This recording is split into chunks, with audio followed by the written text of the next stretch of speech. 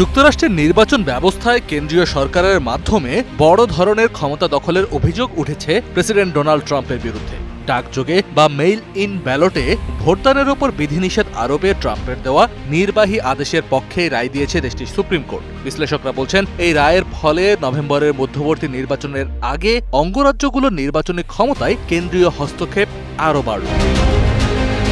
সোমবার যুক্তরাষ্ট্রের supreme court 6 দিন সংখ্যাগরিষ্ঠতার ভিত্তিতে ট্রাম্পের নির্বাহী আদেশের ওপর থাকা নিম্ন আদালতের একটি স্থগিতাদেশ খারিজ করে দেয়। ডেমোক্র্যাট নেতৃত্বাধীন 23টি অঙ্গরাজ্যের আবেদনের পরিপ্রেক্ষিতে জুন মাসে বোস্টনের এক বিচারক ওই স্থগিতাদেশ দিয়েছিলেন। নতুন এই আদেশের ফলে কেন্দ্রীয় হোমল্যান্ড সিকিউরিটি বিভাগ ভোটারদের তালিকা যাচাইয়ের সুযোগ পাচ্ছে। একই সঙ্গে কেবল অনুমোদিত ভোটারদের কাছেই ব্যালট পৌঁছে দেওয়ার জন্য ইউএস পোস্টাল সার্ভিস বা ডাক বিভাগকে নির্দেশ দেওয়া হয়েছে। নির্বাচন বিশ্লেষকরা বলছেন, ঐতিহাসিকভাবে যুক্তরাষ্ট্রে অঙ্গরাজ্যগুলো সম্পূর্ণ স্বাধীনভাবে নির্বাচন পরিচালনা করলেও ট্রাম্পের এই পদক্ষেপ সেই রীতি ভেঙে দিচ্ছে। USC democracy and fair elections ল্যাবের পরিচালক ক্রিশ্চিয়ান গ্রস বলেন, এটি ফেডারেল বা কেন্দ্রীয় সরকারের বড় ধরনের ক্ষমতা দখলের একটি চেষ্টা।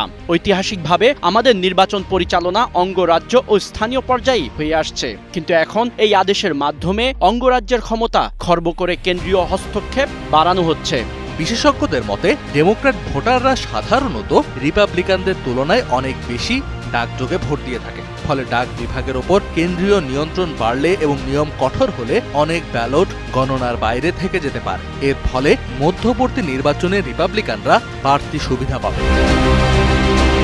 তবে ভোটাধিকার বিষয়ক সংগঠনগুলোর করা আলাদা একটি মামলায় ডাক বিভাগের ওপর থাকা অপর একটি স্থগিতাদেশ এখনও বহাল রেখেছে আদালত। সুপ্রিম কোর্টের এই আদেশের পরও আইনি লড়াই পুরোপুরি শেষ হচ্ছে না। ট্রাম্পের আদেশের বিরোধিতা করা অঙ্গরাজ্যগুলো জানিয়েছে, কেন্দ্রীয় হস্তক্ষেপ ঠেকাতে আগামী কয়েক মাস তারা এই আইনি লড়াই অব্যাহত রাখবে। কাজী নিশাদ, ডিবিসি নিউজ ডেস্ক।